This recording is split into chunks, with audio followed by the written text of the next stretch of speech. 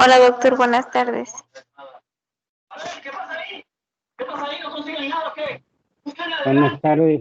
Buenas tardes, jóvenes.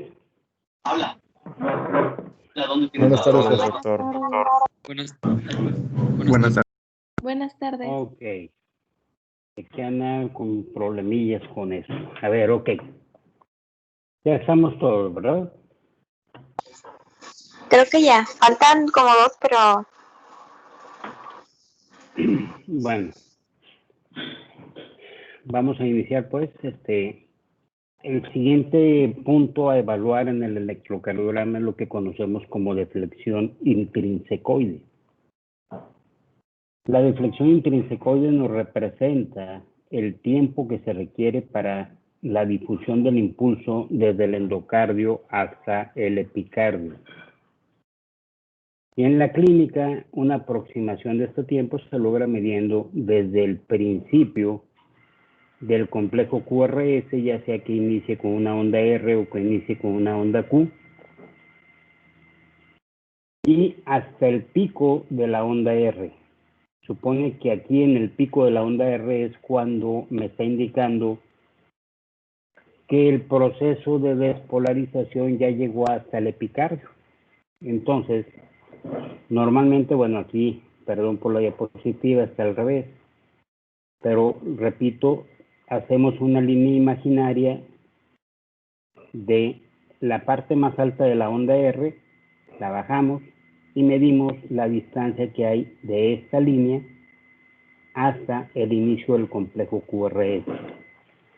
Y el valor, repito, que es la deflexión intrinsecoide, representa el tiempo para que el impulso atraviese todo el músculo. Cuando hablamos de crecimientos ventriculares, de hipertrofias ventriculares, ustedes van a leer por ahí en los libros una serie de índices que no son otra cosa más que la suma o nos habla pues de la magnitud del vector, habitualmente el vector 2 de despolarización ventricular. Sin embargo, un problema de los índices es que no toma en cuenta la posición que tiene el corazón en el tórax. Por eso la Escuela Mexicana de Cardiología no está muy de acuerdo con el uso de índices para evaluar o para determinar la presencia de hipertrofia. De acuerdo a la Escuela Mexicana, el dato electrocardiográfico más específico para evaluar hipertrofia ventricular es la deflexión intrinsecoide, porque obviamente al estar incrementado el grosor de las paredes, va a aumentar el valor de la deflexión intrinsecoide independientemente de la posición que tenga el corazón en el espacio. Y dependiendo de la derivación en donde estemos evaluando la deflexión intrinsecoide, esta va a tener diferentes valores. Si recuerdan cuando hablábamos de los 4 vectores que se encargan de despolarizar a los ventrículos, dimos ahí por ahí una serie de datos numéricos en relación al momento en que cada vector se va manifestando en el electrocardiograma. Bueno, esos valores me van a ayudar a determinar el valor normal de la deflexión intrinsecoide. Así, por ejemplo, cuando medimos la deflexión intrinsecoide INV1, V2, su duración máxima no debe ser de 15 centésimas de segundo, el tiempo en que se manifiesta el primer vector septal. En B3, B4 va de 20 a 25 centésimas de segundo, que aquí lo que valoramos es el segundo vector septal. B5, B6 de 40 a 45 centésimas de segundo, dado por el segundo vector parietal izquierdo, y finalmente en ABR va de 60 a 65 centésimas de segundo, dado por el tercer vector basal derecho. Entonces, estos son los valores normales máximos de la deflexión intrinsecoide. De pronto en los libros aparece para hablar de crecimiento ventricular derecho, bloqueo de rama derecha, que la deflexión intrinsecoide tiene que estar por arriba de 25 centésimas de segundo. No, realmente es arriba de 15 centésimas de segundo, joven. Entonces, ¿qué situaciones van a incrementar el valor de la deflexión intrinsecoide? Obviamente las hipertrofias ventriculares, los bloqueos de rama tronculares, derecho o izquierdo, y los bloqueos fasciculares.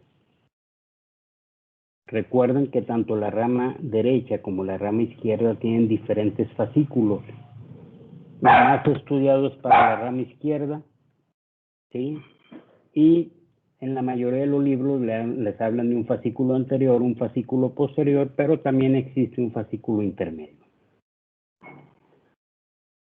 Específicamente en el caso de los bloqueos fasciculares, para hacer el diagnóstico de estos debemos demostrar en el electrocardiograma un retraso de al menos 15 centésimas de segundo en los procesos de despolarización del miocardio que es activado por el fascículo bloqueado en relación con el fascículo o del miocardio que es activado por el fascículo que tiene una conducción respetada.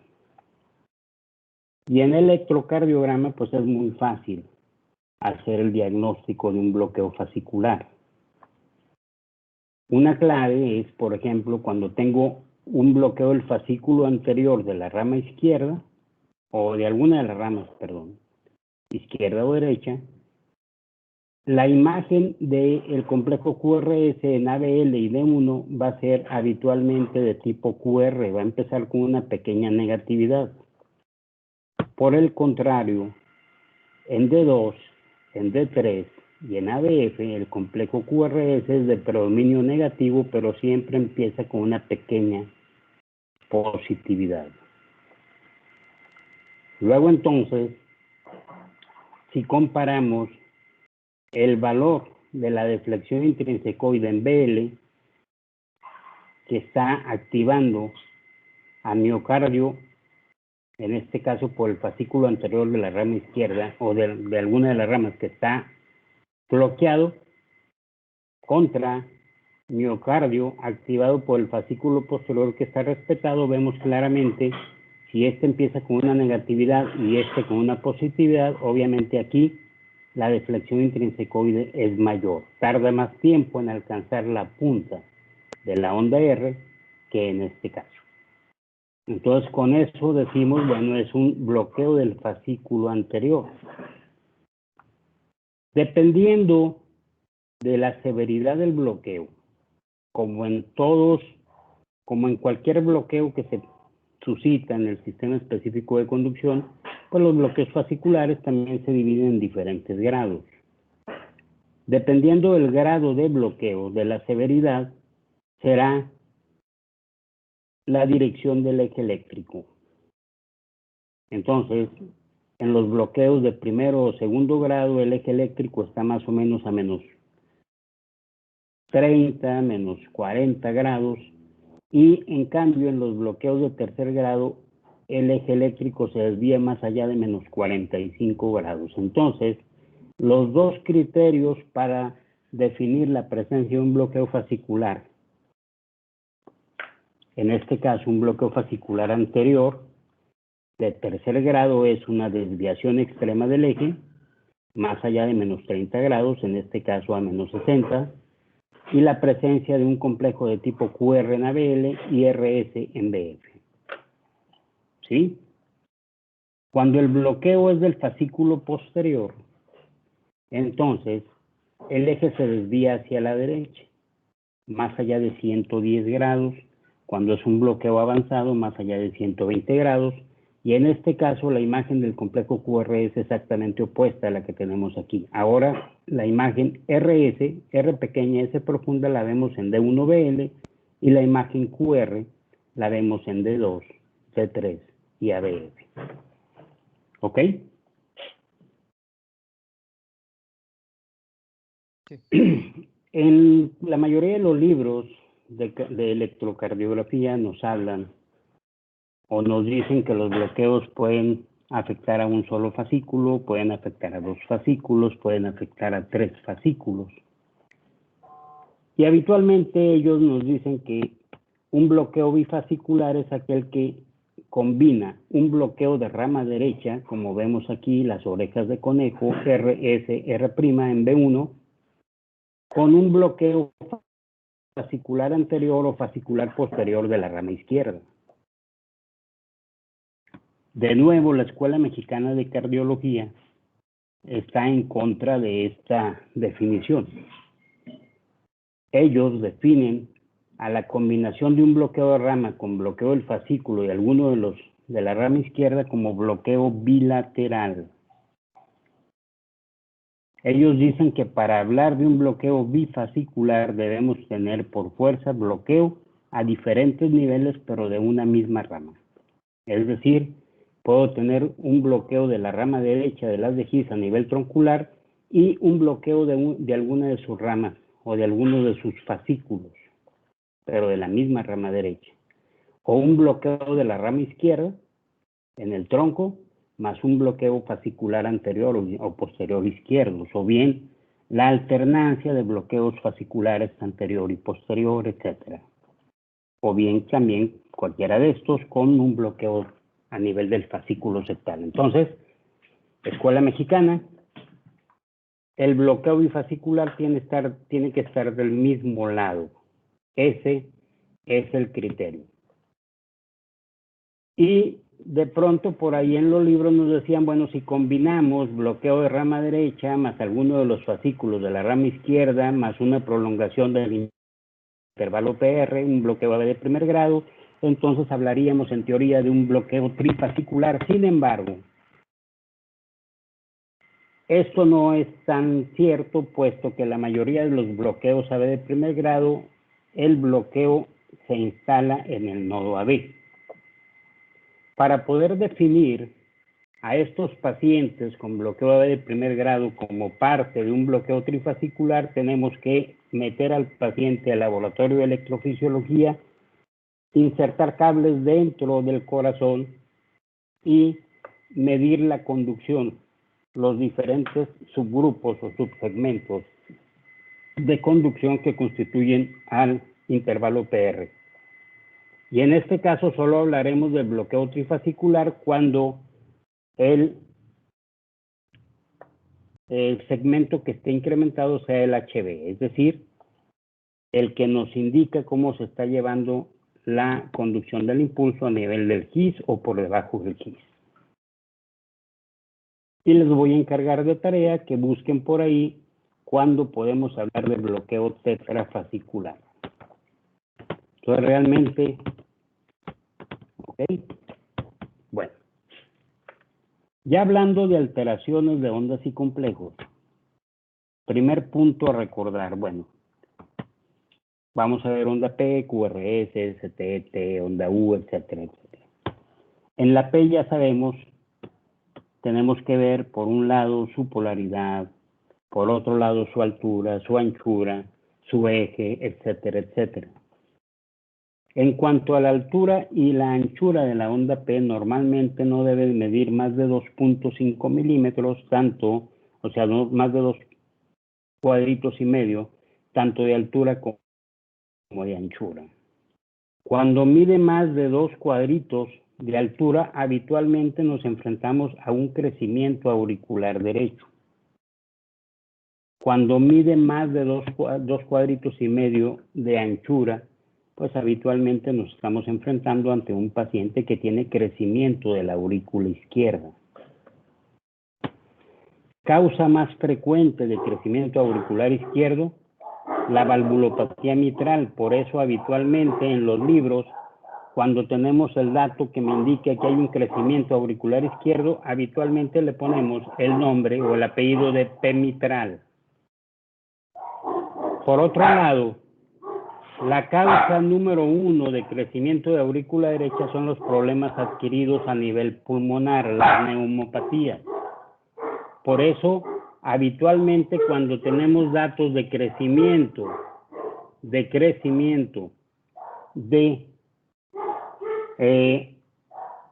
o aumento de voltaje de la onda P, decimos, bueno, es un crecimiento auricular derecho y generalmente le ponemos un apellido, P pulmonar. Sin embargo, el crecimiento auricular derecho también puede ser originado por problemas congénitos.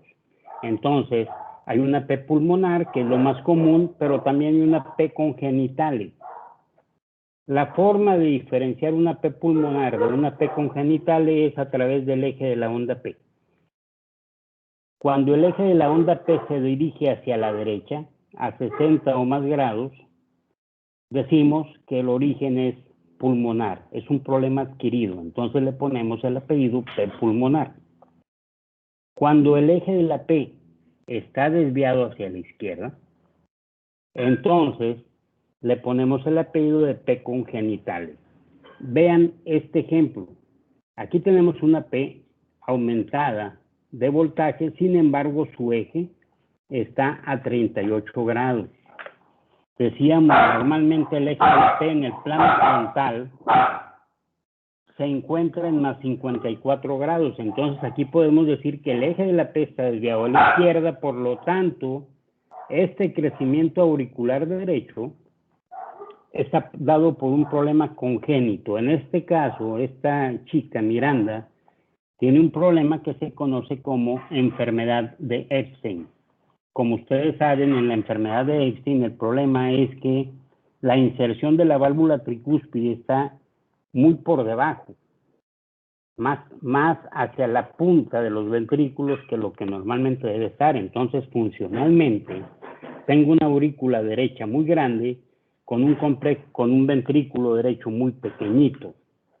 Por eso, muy frecuentemente, el voltaje de la P y de los complejos QRS más o menos llegan a ser iguales.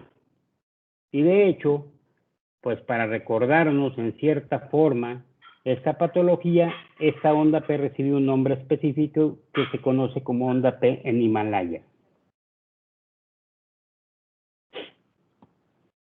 También otro dato que tenemos que ver, muy importante, es cómo es la conducción auriculoventricular, qué relación tienen las P's con el complejo QRS. Este electrocardiograma es de una niñita de 6 meses de edad, que la metieron a una cirugía de reparación ahí de un problema congénito más o menos severo.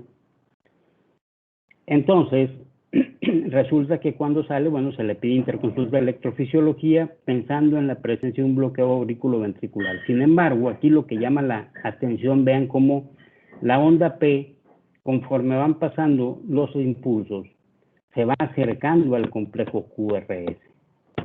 Se va acercando al complejo QRS y de pronto como que se mete en el complejo simulando una onda delta. No es onda delta, es la onda P que se está metiendo. Llega un momento en que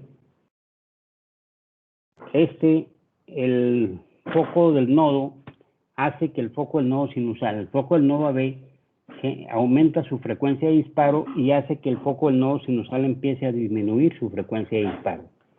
Hasta que llega un momento en que se sincronizan, los dos focos están disparando, pero a la misma frecuencia.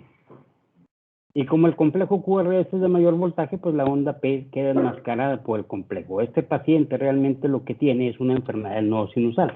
A final de cuentas, requiere colocación de marcapasos, pero obviamente el tipo de marcapasos va a variar. Aquí el problema es que es una niña muy chiquita, sus venas de un diámetro muy pequeño, no caben los cables para colocación de marcapasos, entonces tenemos que dejar que crezca un poquito, que madure, que aumente el diámetro de los vasos para poder instalarle un marcapaso definitivo.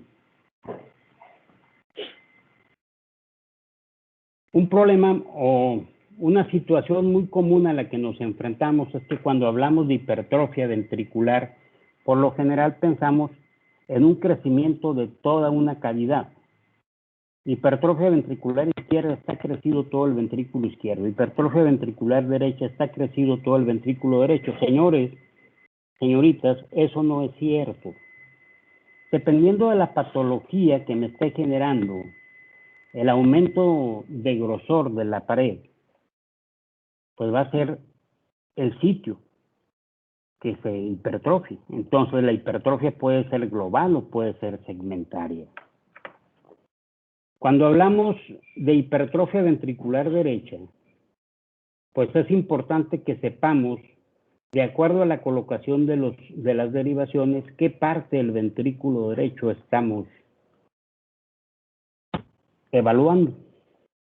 Y para fines prácticos, el ventrículo derecho, vean, se parece a esta tetera. La aurícula derecha, tracto de entrada, tracto de salida del ventrículo derecho, etcétera, etcétera. Entonces, B2 y B3 me van a explorar la región trabecular del ventrículo derecho. B3 y B4 la región paraseptal derecha inferior. De B1 a B4 me exploran la pared libre del ventrículo derecho. ABR, las derivaciones B1, B2 y B3 altas, me van a explorar la región infundibular basal, el tracto de salida del ventrículo derecho y la crista supraventriculares. Y finalmente, tanto B4R como B5R como B3R, perdón, y ABF me van a explorar el tracto de entrada del ventrículo derecho. Y vean un ejemplo precisamente de cómo no siempre el corazón, o no siempre una cámara se va a hipertrofiar en forma global. Este es un paciente que mandan a consulta de cardiología en el Hospital General de Gómez Palacio por la presencia de un soplo y consideran que es un paciente que tiene una comunicación una estenosis aórtica. Sin embargo, lo que llamaba la atención a la exploración número 1 es que el soplo era un soplo holosistólico mesocárdico, es decir, un soplo de una comunicación interventricular, no un soplo expulsivo de estenosis aórtica. Luego, otro dato que nos llamaba la atención, obviamente, era la presencia de una cianosis generalizada con hipocratismo digital, etcétera, etcétera. Que eso no me lo da jamás una estenosis aórtica. Y el tercer punto importante es el electrocardiograma. Vean, en el electrocardiograma hay datos francos de crecimiento de ventrículo derecho, pero lo que llama la atención es que no es un crecimiento global. Si se fijan, tengo ondas R prominentes en ABR y en B1, y al cambiar de derivación de B1 a B2, prácticamente se adquiere la configuración que normalmente tenemos en B1 y B2. Entonces, ¿qué parte, jóvenes, del ventrículo derecho está hipertrofiado en este paciente? Vean. Ahí tenemos las regiones. Ahí está el electrocardiograma. Entonces, ¿qué parte del BD está crecido o hipertrófico? La pared libre. Síguete. Vean. En la pared libre vamos a tener ondas R de aumento muy grandes de B1 a B4.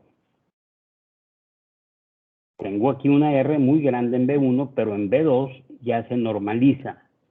¿Ok? Y tengo una R prominente en ABR. Entonces, ¿qué parte del ventrículo está hipertrófico, joven?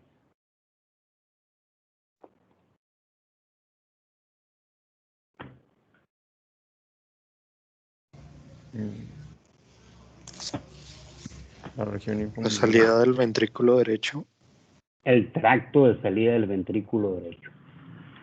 Entonces, está hipertrófico el tracto de salida del ventrículo derecho, tiene un soplo de comunicación interventricular y el paciente tiene una cianosis generalizada. ¿Qué diagnóstico hacemos con esto?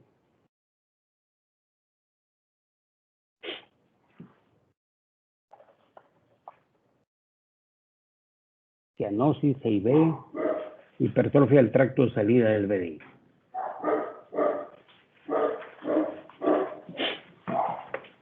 Jóvenes, ¿cuál es mi diagnóstico?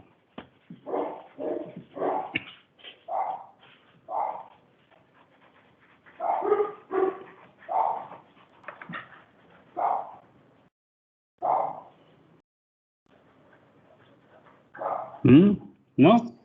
No sé, doctor. ¿Cuáles son los componentes de una tetralogía de Fallot, jóvenes? Ok. Era comunicación interventricular, estenosis pulmonar, Muy bien. acabalamiento de la aorta Cabalgamiento de la aorta y y crecimiento del, derecho. crecimiento del ventrículo derecho. Entonces, este es un electro típico de una tetralogía de Fallot. ¿Sí? ¿Jóvenes? Sí. Sí. Entonces lo tienen clínicamente y lo tienen electrocardiográficamente. Entonces vean, no necesariamente tiene que estar crecido todo. Otro ejemplo importante, pacientes con estenosis aórtica. Ya habíamos dicho, en la estenosis aórtica, de acuerdo al sitio de estenosis, puede ser por arriba de la válvula, en la válvula o por debajo de la válvula. Clínicamente, a la exploración va a haber alguna variable que me va a dirigir hacia uno de ellos. La causa más frecuente de estenosis aórtica subvalvular es una miocardiopatía hipertrófica. La variedad más frecuente que me da esto es una miocardiopatía hipertrófica asimétrica. En este caso, hay un crecimiento desmedido del tabique interventricular con una pared libre respetada. En cambio, cuando la estenosis aórtica es valvular, el crecimiento es toda la pared, es un crecimiento concéntrico. Entonces, todos los vectores que se encargan de activar el ventrículo izquierdo están aumentados de voltaje. En cambio, cuando es una estenosis subaórtica, ¿qué vector va a aumentar de voltaje? Jóvenes.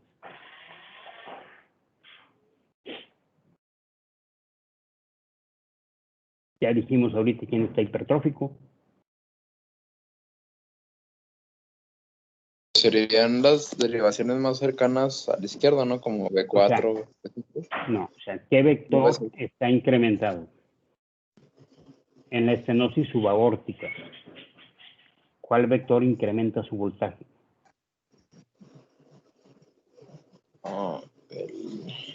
Dijimos, la causa más común de una estenosis subaórtica hipertrófica es la miocardiopatía hipertrófica asimétrica. Y en este caso, lo que se hipertrofia es el septum interventricular, la pared libre está respetada. Entonces, ¿qué vector va a aumentar su voltaje? Es el primero. El primer vector septal. Ese primer vector septal normalmente me da origen a una onda R pequeña en B1, B2 con una Q pequeña en B5, B6. Entonces ahora voy a tener una onda R alta con una Q muy grandota. Primer vector septal. Señores, esto no es un crecimiento generalizado del VI, es un crecimiento localizado a un solo segmento, en este caso, el septum interventricular. ¿Estamos? Sí, doctor. Sí. Bueno, en el QRS, aparte del voltaje, aparte de la anchura que tenga el complejo QRS, aparte de desviaciones del eje eléctrico, etcétera, etcétera, etcétera, datos importantes a buscar son la presencia de muescas. Y las muescas pueden estar, como lo ven aquí, en la parte inicial, pueden estar en la parte intermedia, o bien puede estar en la parte terminal. Y cada una de ellas me va a hablar de diagnósticos diferentes. Cuando tengo un empastamiento en la parte inicial, habitualmente hablamos de preexcitación, ¿sí? Tenemos un PR corto, un empastamiento conocido como onda delta, y eso me genera un pseudoensanchamiento del complejo QRS. Preexcitación ventricular, ¿sí? De acuerdo a la localización de las vías que me están generando esta preexcitación, bueno, será donde se manifieste mayormente esta alteración de la onda. Cuando es un empastamiento en la parte media, generalmente en la parte más alta o en la parte más baja, pues en donde lo vemos habitualmente en los bloqueos de rama, derechos o izquierdos. Si es un bloqueo de rama izquierda, tengo un complejo QRS negativo en B1, una R pura en B6 con empastamientos en la parte intermedia, bloqueo de rama izquierda avanzado. Y obviamente esto me genera trastornos secundarios en la repolarización. Lo mismo, en el bloqueo de rama derecha, la imagen característica es la que ya habíamos visto acá, de una RSR', ¿sí? Y a esto se le conoce como el signo de las orejas de conejo. Normalmente la segunda orejita es la más grande.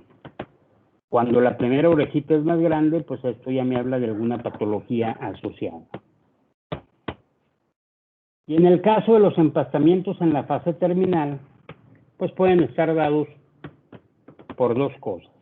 Bueno, por diferentes cosas. Una de ellas es el síndrome de repolarización precoz. ¿Sí? Y otra de ellas muy importante es la hipotermia. Este es un electrocardiograma de un paciente que salió de quirófano posoperado de cirugía de corazón. A estos pacientes jóvenes, para poderlos operar, pues obviamente necesitan parar el corazón.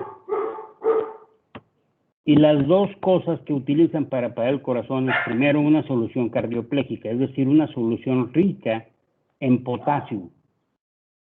Le inyectan al corazón potasio en cantidades enormes y lo paran. Pero además llevan al paciente a hipotermia. Entonces, generalmente cuando el paciente llega con nosotros a la unidad de cuidados intensivos postquirúrgicos o cardiovasculares, le tomamos el electro y dependiendo de su nivel de temperatura, podremos o no obtener ondas J. Para que ustedes vean onda J, que es esta, u onda de Osborn, la temperatura tiene que estar por abajo de 32 grados centígrados. Entonces, podemos determinar la temperatura de un sujeto valorando esto. De pronto ustedes se toparán en el internado en invierno, que están de guardia y que llegan con un paciente que encontraron en la calle, borrachito, tirado. Le toman un electrocardiograma y ven esta imagen. ¿Sabes qué? Tiene hipotermia. Esta imagen de hipotermia es un predictor de que este paciente me puede generar taquicardia o fibrilación ventricular. Entonces hay que calentarlo a la brevedad. Si estos pacientes me hacen arritmias ventriculares, ningún procedimiento que yo haga, ya sea eléctrico o farmacológico, ninguno va a hacer efecto hasta que yo no recupere temperatura con el paciente. Y un dato muy importante, el voltaje de la onda J o de la onda de Osborn tiene una relación directamente proporcional con la severidad de la hipotermia. A mayor voltaje de la onda J, mayor grado de hipotermia. Entonces, les digo, es de un paciente posoperado de corazón. Este otro, vean, ondas J mucho más altas. Lo mismo es un paciente con hipotermia, pero el mecanismo que me generó la hipotermia es totalmente diferente. En aquel es posoperado de corazón, este paciente es un paciente con una muerte cerebral. Ya no hay un control adecuado de temperatura por el centro de regulación térmica, puesto que ya hay muerte del cerebro. ¿Qué les llama la atención de estas manos, joven? Este paciente lo mandan a consulta por el cardiólogo porque tiene infecciones repetidas de vías respiratorias bajas y por ahí le escucharon un soplo y lo mandan a consulta por cardiología. Y lo primero que llama la atención al cardiólogo son las manos. No se parece. Están muy largos, ¿no? Aracnodactilia. No. ¿No? No tiene pulgar. Las uñas. No. ¿Qué pasó con el pulgar, dijiste? No, bueno, no tiene, al menos de la mano izquierda, o pareciera no tenerlo. ¿Ya vieron genética? Sí. ¿No? Sí, Pues sí tiene pulgar, jóvenes. sí tiene pulgar. Lo que pasa es que el pulgar, al igual que los demás dedos, en lugar de tener 2 falanges, tiene 3 falanges. Eso es el dato que llama la atención. A esto se le conoce como síndrome de Holt-Oram. Y automáticamente cuando ustedes ven una mano así, jóvenes, el paciente tiene una comunicación interauricular. Esto es patognomónico de la ceguera. Entonces vamos, escuchamos al paciente, nos importa un comino, el soplo, lo que vamos a buscar es el desdoblamiento fijo y amplio del segundo ruido, que dijimos es el que me hace el diagnóstico. Como las cavidades derechas están dilatadas, están sobrecargadas de volumen por la sangre que le llega de vía sistémica y aparte la que regresa de las cavidades izquierdas por la comunicación, entonces en el electrocardiograma lo que vamos a ver normalmente es una imagen de bloqueo de rama derecha. Dependiendo del nivel de la comunicación, hay diferentes tipos de comunicación. La más frecuente es la tipo ostium secundum, pero también puede haber una ostium primum, una tipo seno venoso, etcétera, etcétera, etcétera. ¿Sí? Entonces, cuando es un ostium primum, además de la imagen de bloqueo de rama derecha, tenemos una imagen de bloqueo de primer grado y el eje eléctrico se desvía hacia la izquierda. Eso me dice, esto es una CIA tipo ostium primum. ¿Sí? Cuando es una ostium secundum, solamente tenemos la imagen de bloqueo de rama derecha. Estas muescas, jóvenes, o sea, nosotros para poder determinar el momento quirúrgico de un paciente con una CIA, o una CIB, o un conducto, cualquiera de esas 3 patologías, una cosa que hacemos es valorar la relación de flujos que está manejando a nivel sistémico y a nivel pulmonar. Cuando la relación QP-QS, flujo pulmonar, flujo sistémico, es mayor a 1.5 a 1, más mayor a 2 a 1, eso ya me indica indicación quirúrgica. Bueno, eso ya me indica, la necesidad de reparar el defecto. Por electrocardiograma, ¿cómo podemos evaluar el QP-QS? Estas muescas en la rama ascendente del complejo QRS en D2, D3-BF se conocen como signo de crochetaje y esto es un dato que me indica, primero, que esta comunicación interauricular es tipo ostium secundum y segundo, que la relación QP-QS es igual o mayor a 2.5 a 1. O sea, este paciente es quirúrgico. Este es un ejemplo de un paciente con un bloqueo del fascículo septal de la rama izquierda y en forma característica lo que vemos aquí es un aumento de voltaje progresivo de B1 a B3 y después un descenso del voltaje de dicho complejo de B4 a B6 y ausencia de Q porque obviamente no hay primer vector.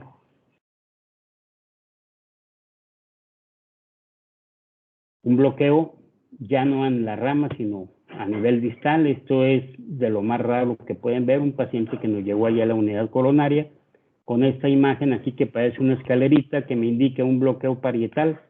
En este caso es un bloqueo en la conducción ya de una célula a la siguiente. Es el bloqueo más distal que pueden ver ustedes. Y bueno, este es un electro muy especial de un paciente que tiene un bloqueo bifascicular disfrazado. Ok.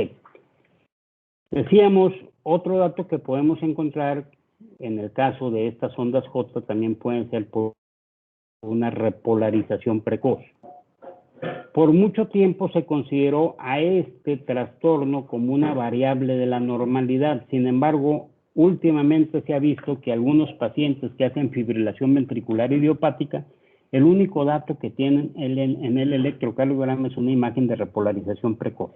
Entonces, actualmente, la repolarización precoz se divide en 2 grupos, benigna y maligna. Hay 2 formas de clasificar o de evaluar a la repolarización precoz. Una es según las derivaciones donde yo tenga el cambio. Y de acuerdo a esto se divide en 3 tipos. El tipo 1, los cambios están de B4 a B6. En el tipo 2, D2, D3, BF. Y en el tipo 3 es cambio global. En todas las derivaciones tengo la imagen sugestiva de repolarización precoz.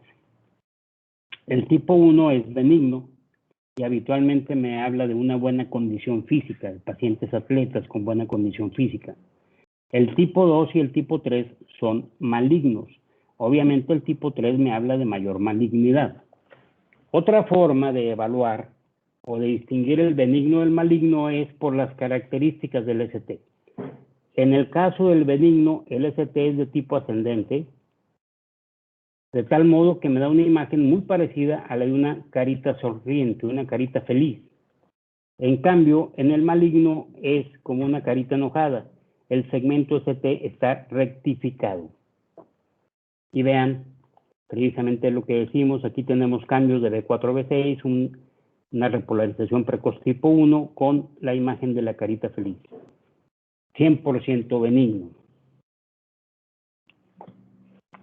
Este ejemplo de extrasístoles ventriculares, ya veremos más adelante.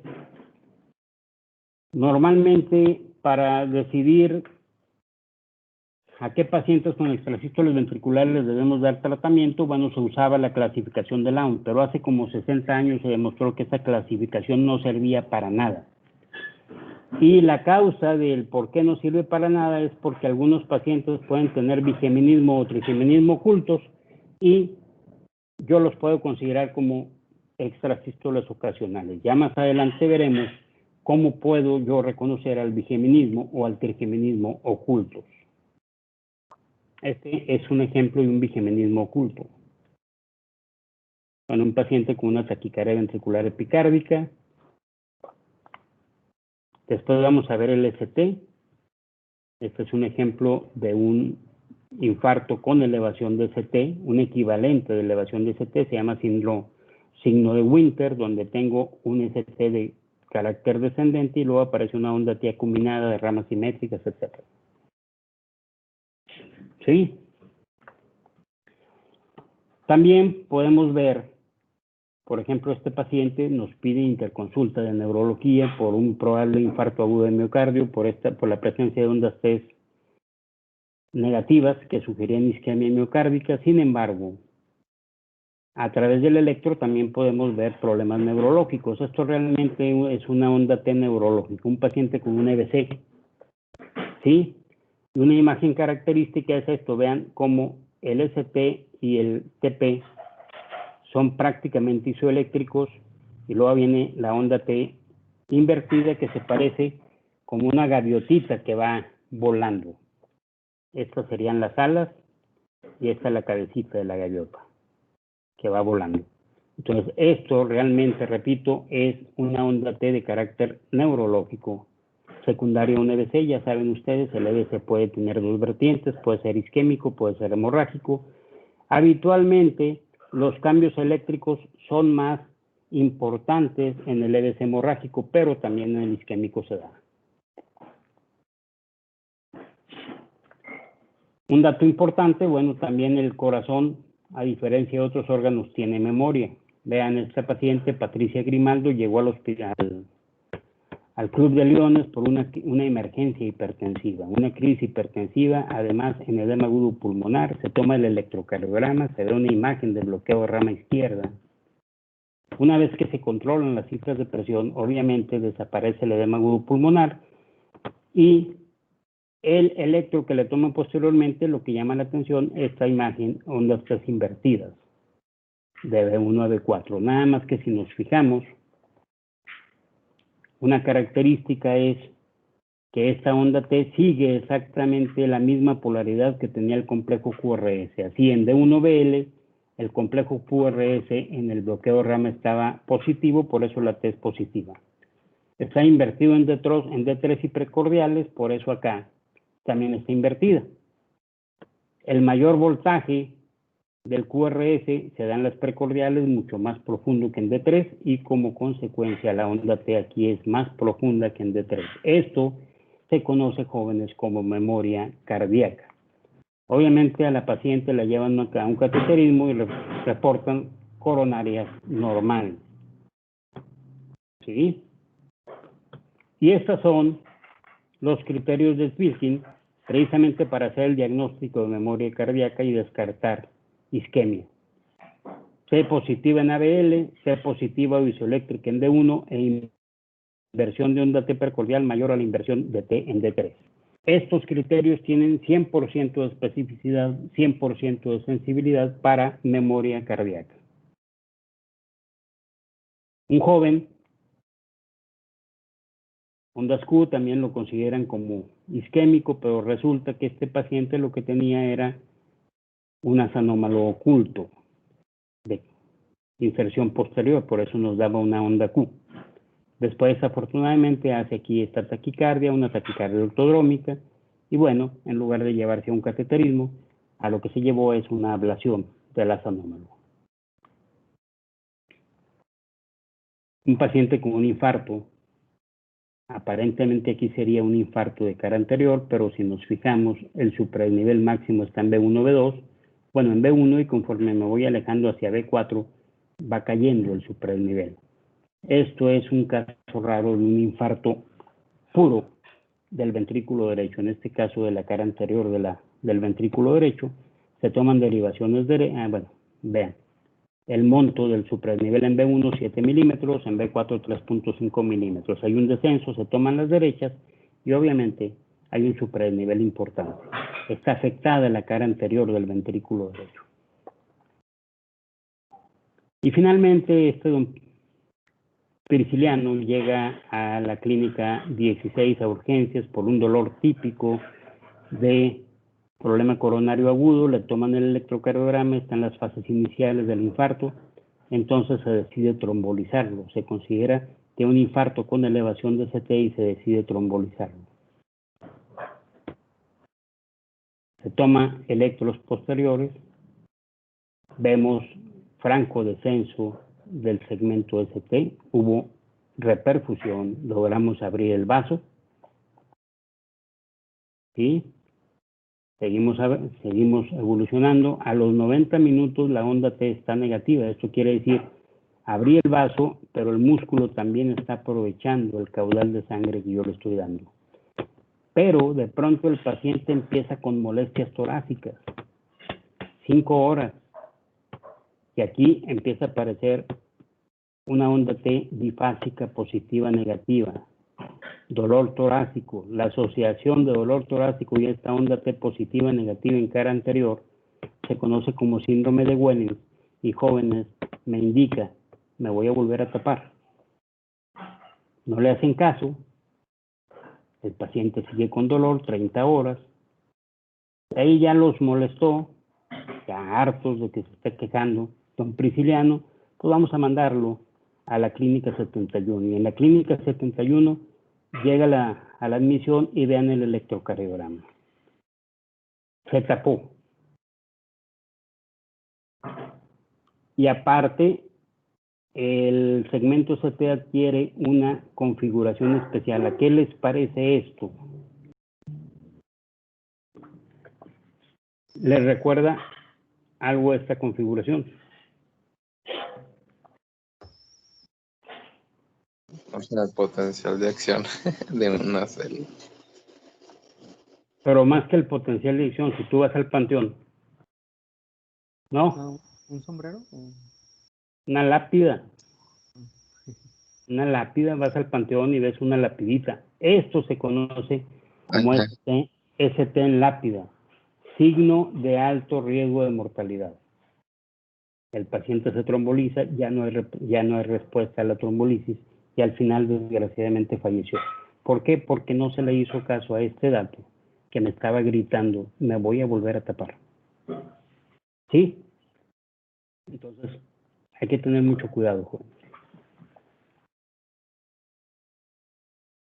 Y finalmente, este electrocardiograma es de una señora de 55 años de edad. Estaba en la fiesta de su hija que se estaba graduando de medicina, muy contenta y cuanta cosa, y de pronto tuvo dolor torácico. ¿Sí? Le toman el electrocardiograma, vemos cambios aquí en el segmento ST, ondas T invertidas, pero lo que llama la atención es la presencia de onda T positiva en BR. En el infarto, Cuando tengo elevación de ST, normalmente la P y la T en ABR son negativas. Cuando no hay elevación de ST, la P o la T se hacen positivas. Pero en este caso, hay discreta elevación de ST, pero la T positiva. Esto me indica, señores, que no es un proceso de isquemia. Obviamente, esto es dado por el evento ahí de su hija que se estaba graduando, es un corazón feliz. Inicialmente este tipo de síndrome se documentó, se asoció con eventos desagradables, emociones desagradables, que se peleó con el esposo, que se peleó con el hijo, etcétera. Pero también entonces era corazón roto. Ahora también se ha demostrado que se presenta con emociones agradables, corazón feliz, y esto se conoce como el síndrome de Takotsubo. Si tomamos la radiografía, pues se parece mucho a lo que utilizan los japoneses para pescar pulpos. Entonces, es un síndrome de Takotsubo. Entonces, siempre que tengan una paciente alrededor de, o sea, en la etapa perimenopáusica, antes de tomar un electrocardiograma, por favor, háganle un ecocardio para descartar un Takotsubo, porque eso no se tromboliza. Ok, jóvenes. Bueno, esto es nada más un electrocardiograma de un paciente con una resincronización cardíaca. Tiene 3 espigas, una espiga auricular, una espiga de un ventrículo y la espiga del otro ventrículo.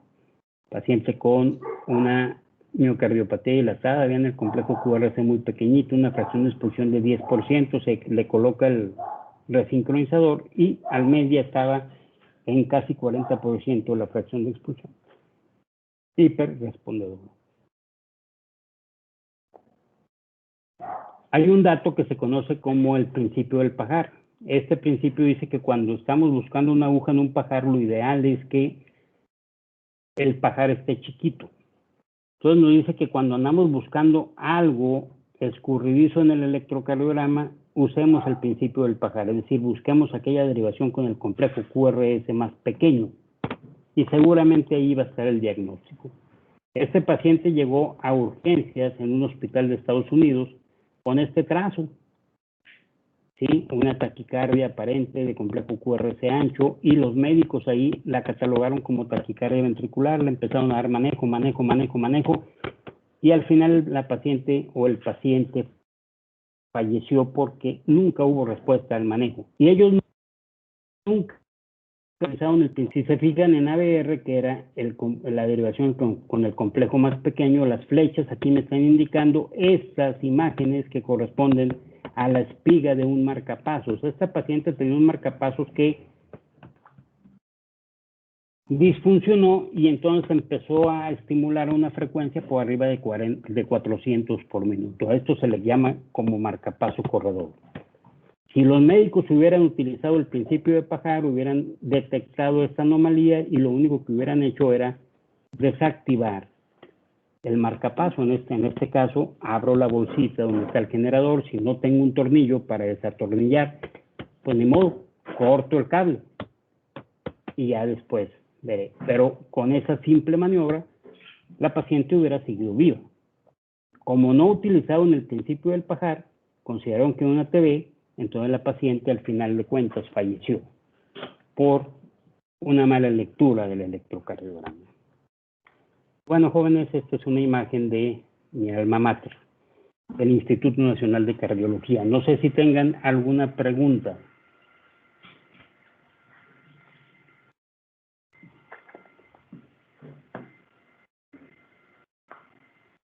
Yo sí, ¿cómo eran las ondas P en el síndrome de Takotsubo?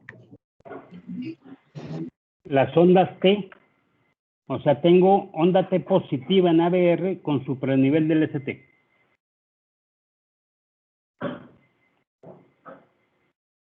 ¿Sí? Gracias. Sí, gracias. ¿Alguna otra pregunta, jóvenes?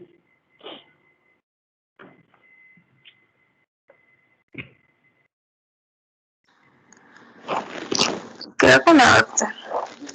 Bueno, entonces, si no hay más preguntas, mañana no hay clase, ¿verdad? Ni el miércoles, Doc. Sí, no, pero digo, mañana no, ¿verdad? Ah, no. Entonces, si no hay más preguntas, nos vemos el jueves, empiezan a leer crecimientos de cavidades, por favor. Muy bien, doctor. Muchas gracias. Gracias. Que estén bien, hasta luego. Gracias. Igualmente. Hasta el jueves, gracias. El jueves.